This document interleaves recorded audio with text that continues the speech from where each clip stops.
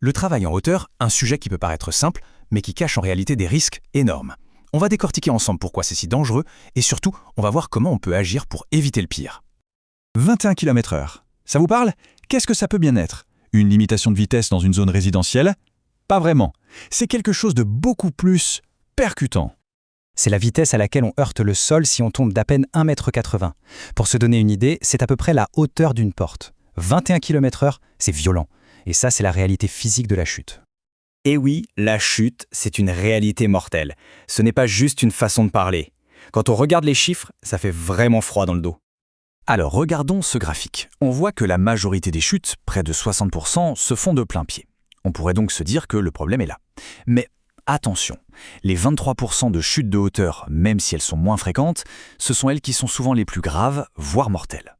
Et ce risque, il n'est pas le même pour tout le monde. Regardez-moi ça. Dans le BTP, le bâtiment, c'est carrément une autre histoire. 45%. Près de la moitié de toutes les chutes de hauteur y sont concentrées. C'est juste énorme, et ça montre bien où se situe le cœur du problème.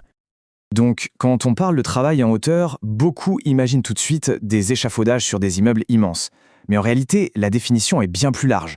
Dès qu'il y a un risque de chute qui peut causer une blessure, on est en situation de travail en hauteur. Ça peut être au bord d'une fosse, sur une remorque de camion, partout où il y a un dénivelé en fait. Ok, on a bien compris le risque de la chute elle-même. Mais attention, ce n'est que la pointe de l'iceberg. Identifier les vrais dangers, ça va bien au-delà de la simple peur de tomber. Bien sûr, il y a la chute de la personne elle-même. Mais il y a aussi la chute d'objets. Un simple marteau qui tombe de plusieurs mètres, ça peut tuer quelqu'un en bas. Et puis l'électrocution, si on est près de lignes électriques. Ou encore l'écrasement, si la structure sur laquelle on travaille n'est pas stable. Bref, le danger est partout, et pas seulement pour celui qui est en l'air. L'environnement, le matériel, c'est une chose. Mais il y a un autre paramètre. Et c'est peut-être le plus imprévisible. Et si le principal élément de risque, c'était nous-mêmes? Pensez-y une seconde. Quand on est pressé par le temps, fatigué après une courte nuit, ou qu'on est malade et qu'on a pris des médicaments, est-ce qu'on est vraiment à 100%? Et puis il y a ce piège terrible, l'habitude. Quand on n'a plus peur, on baisse sa garde. Et c'est là que l'accident arrive.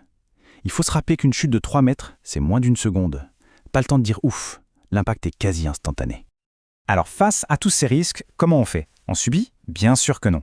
Il existe une méthode, une logique à suivre, la prévention d'abord, la protection ensuite. C'est une véritable hiérarchie de la sécurité.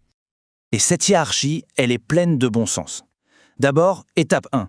Est-ce qu'on peut carrément éviter de monter? Si on peut faire le travail depuis le sol, on élimine le risque. C'est la solution parfaite. Si ce n'est pas possible, on passe à l'étape 2, la protection collective. On installe des garde-corps, des filets, quelque chose qui protège tout le monde sans que personne n'ait à y penser. Et seulement en dernier recours, on passe à l'étape 3, la protection individuelle, le harnais par exemple. Bon, admettons qu'on ne puisse pas faire autrement que de travailler en hauteur. Dans ce cas, il faut choisir la bonne approche. Et pour ça, rien de tel que de regarder ce qui a bien et surtout ce qui a mal fonctionné par le passé. La grande différence, elle est là, entre le collectif et l'individuel. La protection collective, comme un garde-corps, ça protège tout le monde, tout le temps. C'est passif. La protection individuelle, elle, ne protège qu'une seule personne, et seulement si elle l'utilise parfaitement. C'est pour ça que la collective est toujours la priorité. Pour bien comprendre, regardons un premier cas concret. Voici le scénario. Un électricien doit intervenir en hauteur. Il prend une échelle et s'en sert comme d'un poste de travail. Sauf qu'une échelle, ça peut glisser. Et c'est exactement ce qui s'est passé. Chute de 3 mètres. Résultat, 28 jours d'arrêt de travail. 1 mois.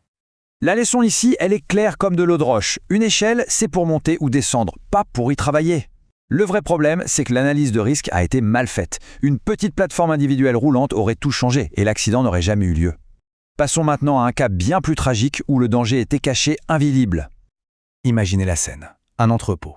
Un employé monte sur le toit pour une inspection. Il marche et soudain, il passe à travers un lanterneau, une de ces plaques en plastique fragile. Une chute de 10 mètres. 10 mètres. L'employé est décédé. Là, les erreurs s'accumulent. On ne monte jamais sur un toit sans avoir vérifié sa solidité. Jamais. Le manque de supervision, l'évaluation des risques bâclés et surtout l'absence de protection collective. Dans ce cas, la protection individuelle à harnais bien attaché n'est plus une option, c'est une obligation vitale. Ce qui nous amène à notre dernier cas. Celui-là, il est particulièrement terrible. On est sur un chantier en train de démonter un échafaudage. L'employé porte son harnais, il a l'équipement sur lui, mais il n'est pas attaché. Il perd l'équilibre. Chute de 22 mètres. Décès. Avoir le harnais sur soi mais ne pas s'accrocher, c'est comme avoir une ceinture de sécurité dans sa voiture et la boucler dans son dos. Ça ne sert strictement à rien. La leçon est brutale. Un harnais ne sert à rien s'il n'est pas connecté à un point d'ancrage solide. Il existe des systèmes de double longe, justement pour passer d'un point à un autre sans jamais être détaché. C'est la routine, l'habitude, l'excès de confiance qui ont tué ici. C'est la preuve que la sécurité, c'est une responsabilité à tous les niveaux. Ce qui nous amène à la question finale. La sécurité, au fond, est-ce que c'est juste une procédure à suivre, un papier à signer, ou est-ce que c'est une culture? Les règles, les équipements, c'est indispensable, bien sûr, mais ça reste des outils.